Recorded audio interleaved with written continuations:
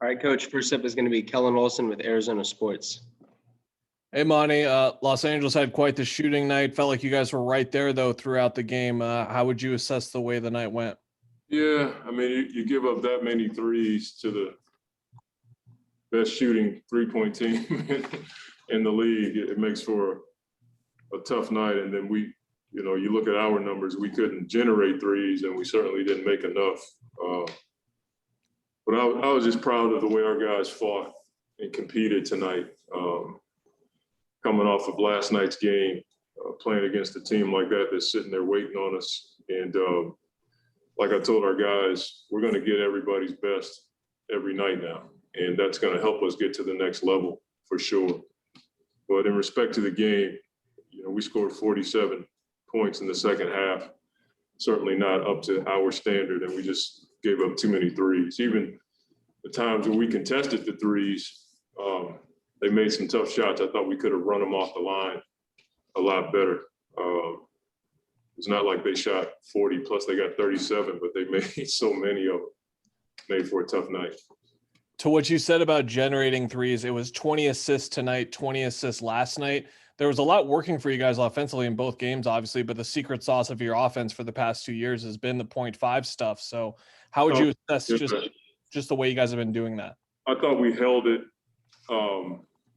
in the first quarter. I thought the second quarter was much better as far as they were blitzing book, and that first pass out of that blitz, there were times where we held the ball instead of attacking. When we played with pace tonight, even off of misses or turnovers, and we got out and ran, that was the style of basketball that we're used to seeing. But you're right, there were times where the ball stuck a little bit, especially out of the blitz that they had on book. When we played in 0.5 and got to the basket, we generated some shots, even if they weren't threes. Next, we go to Sirat Sohi with Yahoo Sports. Hey, Monty, how's it going? Good. I was just wondering, looking at the way that the Clippers came at Devin and DeAndre with those traps, if this game might be a roadmap to their next evolution as playmakers. It's not the first time those guys have seen this.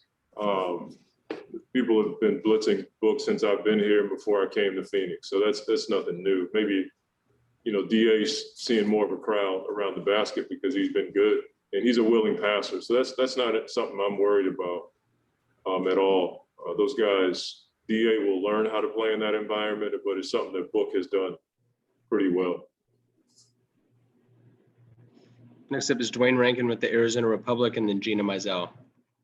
Hey, Coach, you was talking about that second quarter. You guys shot 82%, and only missed like 3 shots and four or five from 3. I was going to ask just, when I watch you guys play, whenever turnovers happen, that's always an issue for any team. You guys gave up 26 points off of that. Was that heavy legs? Was that Clippers defense? Was that not being in the offense? What do you attribute that to? A lot of everything, but more than anything, their defense. They do a really good job of getting their hands on balls. They have a lot of guys that are 6'6" to 6'9". And Nicholas has been a good add on to their team because he plays the passing lanes. But we had way too many live ball turnovers. I think they had scored like 23 points off of our turnovers in the first half, if I'm not mistaken. I could be off on that, but it's one thing to turn it over, but to have live ball turnovers and they converted.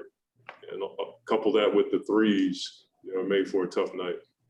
Just a quick follow. You mentioned Batum, but I was going to ask about Rondo. I didn't ask pregame. I forgot to ask, but how much of a difference maker is he when you look at what they already have, and then you add him as a guy as well?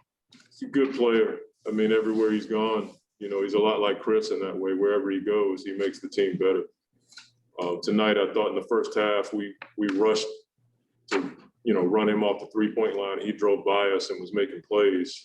That's a coverage for us, coverage mistake. We know he can make a shot, but we certainly don't want him in the paint. But he's a smart player. He figures it out, and he's made them a better team. Final 2 questions are Gina Mizell with Suns.com and Dave King.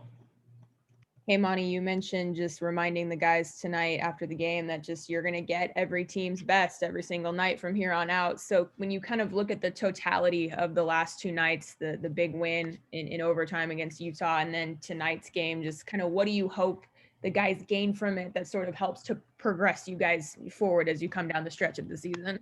Our young guys have to understand that those are the kinds of environments that you have to be comfortable in. Close games like that, when they know your plays, the other team knows your plays. Intense games, flagrant fouls. The officiating is, can't take you out of your game. All that stuff we talk about. For a lot of our guys, these last two nights were the first time they played in games like that. So you can only grow having experienced it. Mikhail, Cam, DA, even Book, these are really new games for those guys. And it's huge for us to have Chris and Jay and Langston and Etwan and some of the veteran guys we have that can help them navigate through these experiences. Final question is Dave King with Bright Side of the Sun. Hey, Monty, you've given a lot of credit to the Clippers in this, and rightly so. They played really, really well tonight. But do you feel like at all like the team lost a little bit, just getting tired in that fourth quarter? Shots were coming up short.